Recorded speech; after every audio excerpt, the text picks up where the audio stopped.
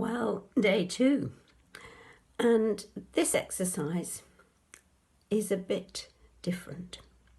It's all about making that big, bright ah sound. And yes, day 2, and you might well be screaming ah. Anyway, think about words that have ah in it, like hat and cat, rather than hall and those darker sounds.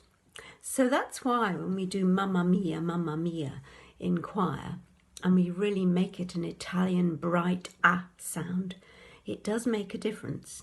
So today, have a little play, and it's all about those soft tissues that are inside your pharyngeal space. So your ah, ah, ah. You could find all sorts of notes. Ah, ah. Can't do bass yet. But play around with ah sounds. Just feel what it feels like inside. Anyway, hope that helps.